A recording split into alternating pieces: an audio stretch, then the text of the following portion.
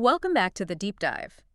If you feel like the world of artificial intelligence is moving at, well, warp speed, you are absolutely right. Yeah, it really is. From how we write code to how we conjure up incredible videos, and even how we think about, the very personal data we share online AI is fundamentally reshaping everything. It's hard to keep up, isn't it? It truly is. Every week brings a fresh wave of innovation, and it can feel like trying to drink from a fire hose. Absolutely.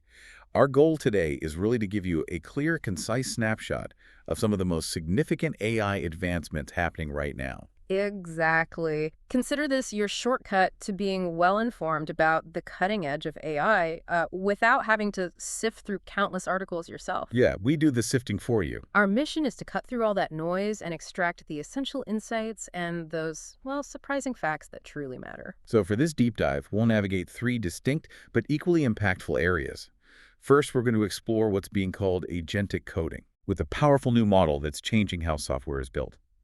Then we'll jump into the incredibly exciting world of creative AI tools for media. Ah, the fun stuff. Yeah, specifically how they're transforming video and photo creation on platforms you probably use every day. Okay. And finally, We'll shift gears to a critical discussion that underpins all this innovation: user privacy in the age of AI.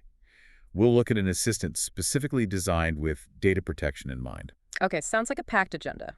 Let's kick things off with that first development then, the one that's shaking up the software world. Qwen3-Coder. Right. I've been hearing this term agentic pop up more and more in AI. It sounds like a big step beyond just, generating code. What's the fundamental shift here? What makes Qwen3-Coder stand out in this new agentic space? Okay, so yeah, agentic and AI, it's fascinating because it goes beyond simply generating code snippets based on a prompt. Right. An agentic AI model has the ability to actually plan, act, and interact with its environment. Okay, so less like a tool, more like a helper. Exactly. Think of it less as a tool that just outputs code and more like maybe a junior developer, one that can understand a larger goal, break it down, use tools, and even adapt based on feedback from the environment it's working in. Wow. And Qwen3-Coder's core power truly lies in this capability. It's built on an enormous foundation, 480 billion parameters, a mixture of experts model. Huge. But the clever part is, it only activates a fraction of those parameters at any given time, about 35 billion. Think of it like a vast brain that only fires the neurons relevant to the specific task. It's efficient. Incredibly efficient, yes. It means it can tackle highly complex problems without demanding, astronomical computing power. And that opens doors for practical, widespread adoption. That's certainly an intelligent design. Are there any trade-offs with that approach, or is it purely advantageous? For this kind of agentic coding task, it seems largely advantageous, yeah. Yeah. It allows it to function effectively without needing, like, a supercomputer for every run. And get this, it natively supports an enormous 256,000 token context length. Whoa, 256K. What does that mean in practical terms? It's like giving it the entire code base of a large project to consider all at once, not just a single file or function. Okay, that's a game changer. And it can even be extended to a staggering 1 million tokens using methods like Yarn. 1 million, how? Yarn is a technique that essentially allows the model to stretch its understanding across even larger pieces of text, so it could potentially comprehend an entire really complex code base in one go. Okay, that's mind-blowing context. And the sources say it achieves new state-of-the-art results among open models in agentic coding, agentic browser use, and tool use. It's putting it right up there with big names like Claude Sonnet 4. That sounds incredibly powerful. So how did they get it to be so good? This sounds like a masterclass in AI training. It certainly seems like it. The pre-training process involves several key advancements. It was trained on an absolutely massive amount of code, 7.5 trillion tokens, with about 70% being code. Way more code than previous models. But they balanced it, so it didn't just become a code generator. It kept strong general reasoning and math abilities, too. Smart. So it understands context beyond just the code itself. Exactly. And they optimized for what they call repo, scale, and dynamic data. Things like pull requests, which are, real-world coding collaborations. Ah, so it learns from how developers actually work together. Precisely. It helps it understand the full life cycle of software development. And to ensure quality, they even used an earlier version, Qwen2.5-Coder, to clean and rewrite noisy data, basically improving the quality of its own training material. So it's learning from the best possible examples, refined examples even. But the post-training approach sounds maybe even more innovative. Can you tell us about their two key strategies, Code RL and Long Horizon RL? Absolutely. So the first one, Code RL, they describe it as hard to solve, easy to verify. Oh. Unlike most competitive level code generation, which focuses on, like, tricky algorithms, Qwen3-Coder scaled up reinforcement learning on a broader set of real-world coding tasks, things developers actually face day to day. More practical problems. Yes. And they automatically scale test cases for lots of different coding scenarios, which helped create high-quality training instances. This significantly boosted its ability to generate code that actually runs successfully. Okay, that makes sense. If you can automatically verify if the code works, you can iterate and improve much, much faster. Exactly. And then there's Long Horizon RL, or Agent RL. This is crucial for tackling those multi-step software engineering tasks, like the ones in benchmarks, like SW Bench. Right, where it's not just one command, but a whole process. Precisely. Imagine a model needing to plan, use tools, get feedback, make decisions over multiple turns. The big challenge here for this kind of agentic behavior is environment scaling. Environment scaling, meaning? Meaning, how do you run enough simulations for the AI to learn effectively? You need thousands, maybe tens of thousands of practice runs. Ah, the sheer volume of practice needed. Right. And they address this by building a system capable of running 20,000 independent environments in parallel, using Alibaba Cloud's infrastructure. Essentially a massive virtual lab. 20,000 simultaneous coding challenges. Yeah. Allowing the AI could learn from thousands of different scenarios all at once. And as a result, Qwen3-Coder achieves state-of-the-art performance among open source models on that SWB Bench verified benchmark. That ability to simulate and learn from so many environments at once is just fascinating. It sounds like they've built a mini factory for AI learning. So for developers listening, how can they actually get their hands on this? What tools does it integrate with? Good question. Access is actually quite practical. They've open-sourced a command line tool called Qwen3-Coder. Okay. It's forked from Gemini Code, but adapted for Qwen3-Coder's capabilities, with customized prompts and function calling. You can install it via NPM or build it from source. Easy enough for developers. Yeah. And it also works seamlessly with existing tools like Claude Code. You just need an API key from Alibaba Cloud Model Studio. Okay. And even tools like Klein, by configuring it with a custom-based URL.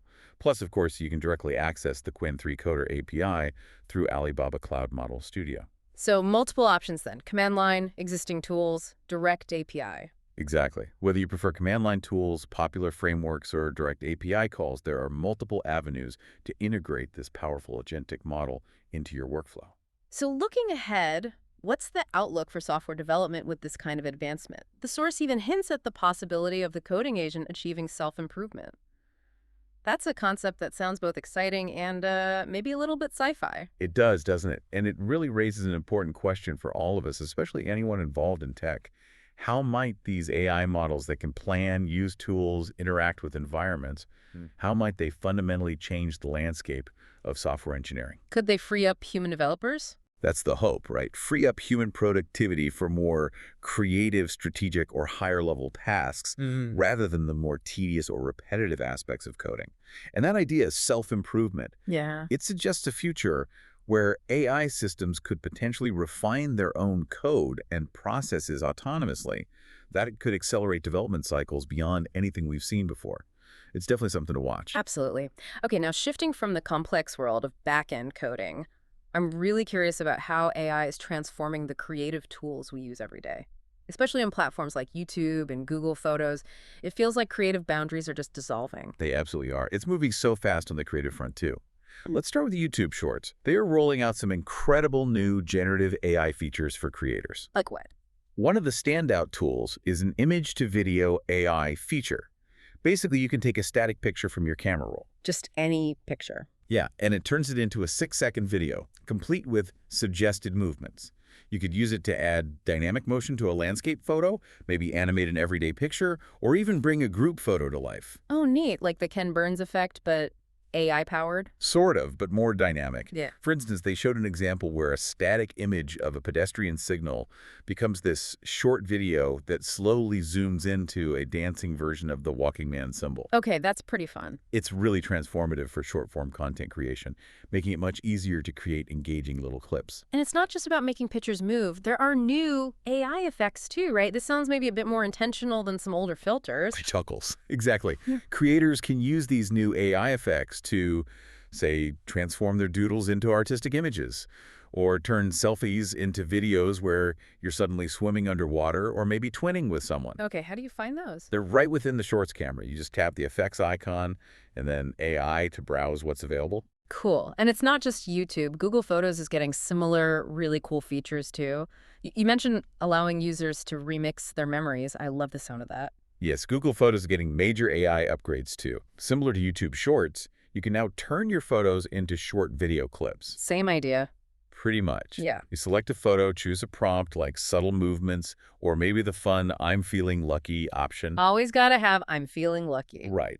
And it generates a little 6-second video. Mm-hmm. But the remix feature is where it gets really creative. Okay, tell me about Remix. This is powered by Google's Imagen AI model. It lets you pick any photo from your gallery and instantly transform it into different artistic styles. Think anime, comics, sketches, even 3D animations. It's instantly. Well, in a matter of seconds, yeah. Yeah. It's really impressive. That's incredible. So what's the tech making this all possible? And maybe more importantly, how is Google handling transparency with all this AI-generated stuff? That feels crucial. Very crucial. Okay, so the video generation features in both Shorts and Photos are powered by Google's VO2 AI model. VO2. And looking ahead, VO3, which can generate both video and audio, is apparently coming to Shorts later this summer. Video and audio. Interesting. Yeah, and the remix feature in Photos, as we said, uses the Imagen AI model. Now, for transparency, and this is key, these features integrate SynthID tape watermarks. SynthID, like an invisible watermark. Exactly. It's an invisible digital signature embedded directly into the generated content. It makes it verifiable as AI created, but it's imperceptible to the human eye. Clever. And that's paired with clear visual labels too, so you get 2 layers of transparency. Stepping back, this is a really significant and, I think, responsible step towards helping users distinguish between human-created and AI-generated media. Definitely needed. It's remarkable how these tools are making complex creative tasks so accessible, though. And Google Photos has what, 1.5 billion users? That puts AI tools in a lot of hands. A massive number, yeah. So where can users actually find these tools, and how is Google handling feedback on them? Are they finished products? Good question. For YouTube, they've introduced something called AI Playground. Okay. It's like a new central hub for all their generative AI creation tools. It also has inspirational examples and pre-filled prompts to help creators get started. Makes sense. And Google Photos. In Google Photos, both the AI-powered tools and the traditional creative tools are now centralized in a new Create tab within the app. Streamlining things. Exactly. And importantly, Google is emphasizing that these features are experimental. They're actively asking for user feedback. Simple thumbs up or thumbs down options right there with the feature. So they want users to help shape them. Absolutely. It's an iterative approach, which is key for refining powerful new capabilities like these based on how people actually use them. So zooming out a bit, how do these creative tools redefine what it means to be a digital artist? It really seems like anyone can be one now. It feels like it, right? It really democratizes creativity in a big way. Oh. Well, sophisticated video editing or artistic transformations, things that once required specialized skills, expensive software, now they're available literally at your fingertips on your phone. Right. Lowers the barrier to entry. Massively. It allows so many more people to express themselves creatively, to share unique, engaging visual stories without needing extensive training or resources. It really hints at a future where our digital memories can be endlessly reinterpreted and brought to life in, well, entirely new ways. Very cool. Okay, so while AI is bringing us this incredible power and creativity, it also raises critical questions, especially around privacy. Which brings us to our final deep dive, a new AI assistant from Proton that's really trying to prioritize user data. Indeed. Proton, who many listeners might know for their privacy-focused email and VPN. Right, Proton Mail, Proton VPN. Exactly. They've released their own AI assistant called Lumo, and their core commitment, front and center, is protecting user data. How are they doing that? What are the specifics? Well, several key things. Lumo keeps absolutely no logs of your conversations. That's huge. No logs at all. None. And critically, it uses end-to-end encryption for storing any chats you do choose to save. They even offer a ghost mode. Ghost mode. Yeah, for conversations that automatically disappear, poof, as soon as you close the window, ensuring those transient interactions leave absolutely no trace. That's a powerful suite of privacy features. And I understand you don't even need an account to use the basic chatbot. That's right, no account required for the chatbot itself, which is a major plus for anyone wary of creating new digital footprints. Just to ask a question. Definitely. You can also upload files to have the chatbot answer questions about them, and if you do have a Proton Drive account, you can connect it for seamless access to your cloud files. But that's optional. Okay. And what about the models it uses and training data? That's always a big concern. Right. Proton is very clear that Lumo is based on open source models. Yeah. And they've explicitly committed to not using user data to train their models going forward. That's a big commitment. It is.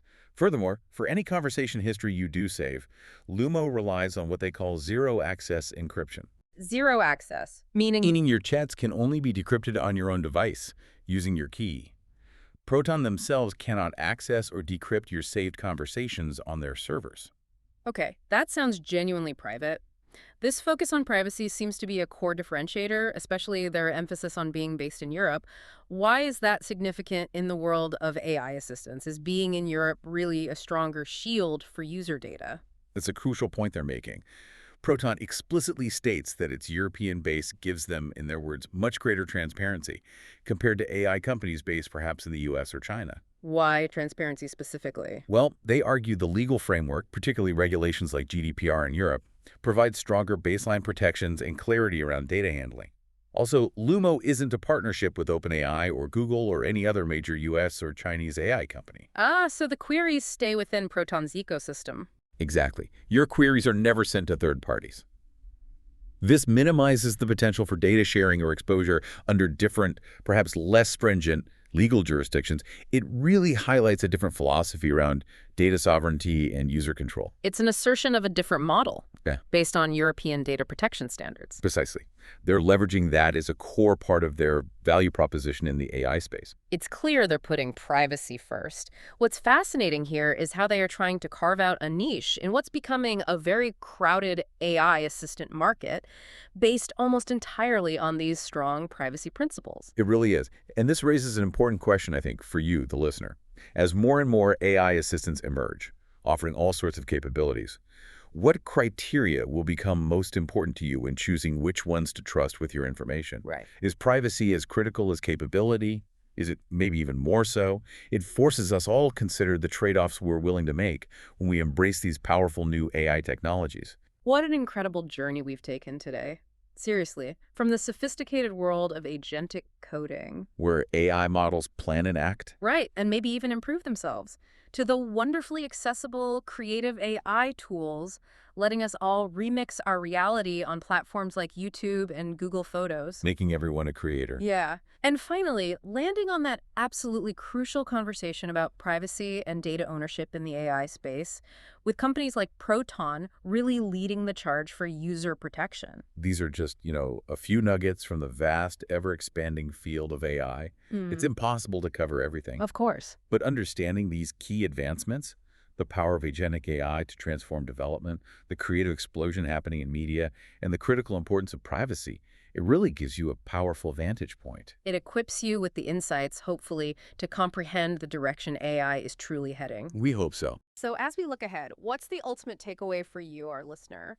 As AI continues its rapid evolution, what balance will we ultimately strike between these groundbreaking capabilities, the undeniable fun of creative freedom, and the absolute necessity of protecting our digital privacy? Something to mull over until our next deep dive.